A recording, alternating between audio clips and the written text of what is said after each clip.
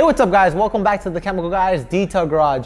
Joey just finished washing the Ford F-150 and now he handed it over back to me, which I'm going to be teaching you how to use a clay bar process and a polishing process. Before we get into the polishing section, we're gonna be going over what the clay bar or clay block is. So today I chose to go with the clay block. One, the clay block contours to my hand. I do have pretty big hands, so I like using the clay block. On the back side, it has this sponge-like texture to it. Do not worry about that. That is just something you just grab onto. And on the other side, you have full synthetic clay. So what is synthetic clay? Synthetic clay is going to pull off any impurities that are sitting on your surface of your vehicle, such as your contamination. So if I grab my hand and I rub it on the surface, and you hear that, it sounds like sand. That is not actual sand sitting on the surface of the vehicle. That is actually contamination sitting on top of the paint, which over time it clogs the pores of the paint. So this is why we recommend clay barring it to remove the contamination. So whenever you come back to polish it, you do not push those contaminations further deeper into the paint, which can cause more scratches and swirls. So if you do this process, you avoid scratching it. And whenever you come to apply a ceramic, a glaze, a sealant, or a wax, it's going to bond properly because it's going to be contaminant free.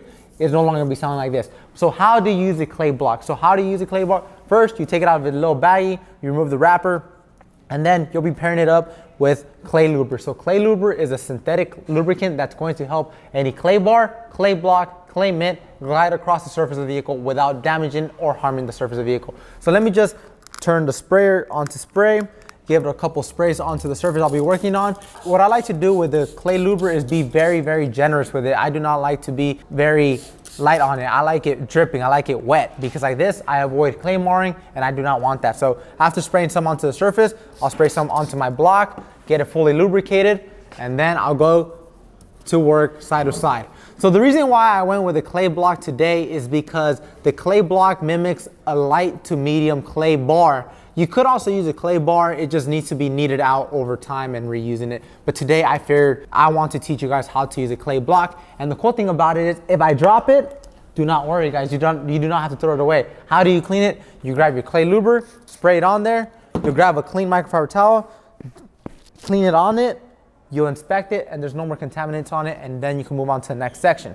So let me just spray a little bit more onto my block and I'll go back onto the surface. So just rub it back on and you guys can hear it's pulling off all the contamination. I'll be quiet. You guys can hear all the contamination coming right off. And the reason why today I chose to polish out a fender and clay a fender is because one, it has all these little weird lines on it. It has these cool body lines. So I want to teach you guys how to polish around these body lines without harming it. So guys, let me just finish clay barring the surface. Then I'll get back to you guys when it's time to polish it out with VSS scratch and swirl remover, our pad conditioner, and our TORQ 15DA and our orange pad. I'll see you guys then.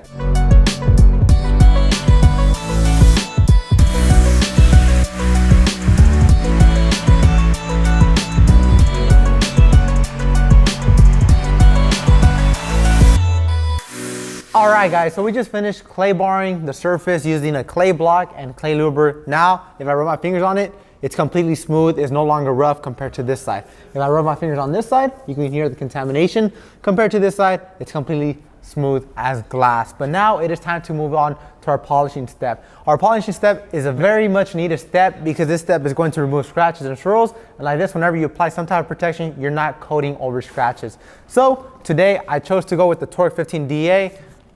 Medium duty heavy cutting pad. It's Velcro, so all you do is just attach it onto your bagging plate and you're good to go. That's how simple it is. But the choice of product today I'll be using is going to be VSS Scratch and Swirl Remover. VSS Scratch and Swirl Remover is a polish, but it works also like a compound. So you start off cutting off like a compound, but once you start diminishing the micro abrasives in it, it's going to finish like a polish, and it's a one step. So I just want something to get in and get out. So this is why I went with VSS Scratch and Swirl Remover. So before anything, shake up the bottle, and then I will be applying 5 dots onto my polishing pad. So 1, 2, 3, 4, 5. All right, so I already applied 5 dots onto my polishing pad, as you guys can see. And then I'll be grabbing pad conditioner, spray some on it. This is just going to help reduce friction on the paint. So like this, you have some type of moisture and you won't be damaging the surface of the vehicle. So let me just remove my towels And then whenever you are polishing, we recommend putting the cord over your shoulder, because if you do not, you have the potential of scratching the surface with the cord. So throw the cord over your shoulder. So how do you work it in? You'll be blotching it out on the surface you're working on. And especially because I do have these body lines, I am not going to be going like crazy all over it. I'll be working on the top portion. And then once I'm done working with the top portion, I'll move on to the bottom portion, which is the middle, and finally we'll do the edge. So how do you polish? You turn on your machine, you turn on to speed setting 1 just to spread out the polish. All right, so I spread out the polish where I'll be working on. If you are using a rotary machine, be sure to turn on the machine away from the paint. But if you are working with a DA, you could turn on the machine when it's on top of the paint. So now that the product is spread out on the surface I'm working on, I'll bump it up to speed setting 6. So 6 clicks on this little plus sign, and then I'll work it in side to side, up and down, till it turns clear or translucent. Let's get started.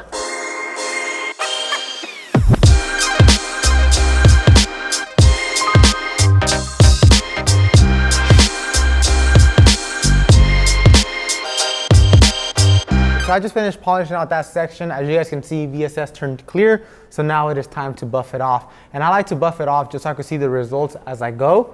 So just remove the polish side to side. And wow, check out that shine and reflection that VSS brought out on this paint. It no longer has scratches. The reflection is there. The depth is there. And now it's time to move on to the next section. So whenever you are polishing, we do not recommend starting off and going all over the place. We recommend doing it in a very small section. So like this, you get a precise cut throughout the whole entire vehicle and you have an even cut. So once you are moving on to the next section, if you are happy with it, it is time to move on to the next section. But if you're not happy, you can just keep working it back into that section until you get a perfect condition vehicle how you like it. So I am happy with that section. Now it is time to move on to the next section with VSS scratch and swirl remover. So same exact concept, you'll be applying 5 dots onto your pad or even less. So keep this in mind. I also have polish sitting on my pad from the previous polish on that section. So I'll be only applying 3 dots. I will respray my pad conditioner on my pad, and now I'll be working it on this middle section. The reason why I couldn't hit this middle section when I was polishing with on top is because the polishing pad had no way to work in the surface, because I have it up like this. I have the potential of scratching the paint with the backing plate. So whenever you're working up, the polishing pad is going to contour to this body line, and like this, you avoid damaging your paint. So same exact thing, you turn it on speed setting 1, and then Peter behind the camera will get a very close up showing you how I am polishing this body line. Let's get started.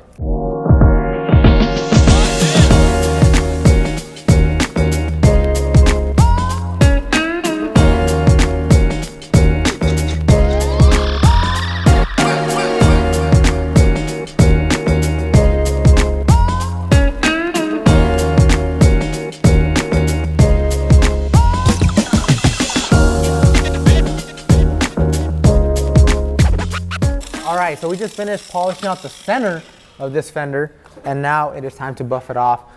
It's okay if you do get product on top, just simply remove it using a soft microfiber towel. And as you guys can see, whenever I am polishing, I am only going side to side. I am not going in circles, because you're going to get the proper cut whenever you go side to side, and then after that, you're going to be working it up and down. Like this, you blend it and you don't have a heavy nice spot compared to a heavy dull spot. So whenever you are working, we recommend going over the last previous spot down the middle to get an even cut. So guys, you guys saw me polish the top portion, the middle portion, and finally we're gonna be polishing out the final portion. In the previous pass, I was also getting on this lip whenever I was polishing the middle section, and we recommend taking a section at a time. Like this, you get a proper cut throughout the whole entire vehicle. So finally, it is time to finish up with this small portion, and then I'll show you guys the after results. Let me finish, I'll show you guys the results.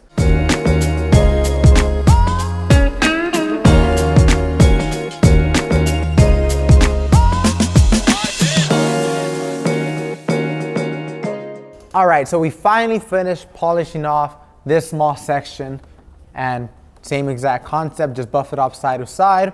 And now it is time to reveal the correction I made on this Ford F-150. So if I remove it, you guys can see there's a huge before and after compared to the left side, compared to the right side. The right side has much more depth. has much more clarity and is no longer dull or neglected or has scratches and swirls. So you guys see the big before and after, and following these techniques around any type of vehicle is going to help you polish it and get you a mirror-like reflection, because curvy areas can potentially cause headaches because you might not know how to polish around them. But just be sure to follow these techniques around any type of vehicle and you'll get the perfect results. So guys, if you guys liked this video today, don't forget to give it a huge thumbs up. Any products you saw today, from the creeper dolly that I'm rolling around, from buckets, lids, products, you can find them on our website right now, chemicalguys.com, or if you want to pick one in person, stop by your local detail garage. I'm Henry, and I'll see you guys next time right here at the Chemical Guys Detail Garage.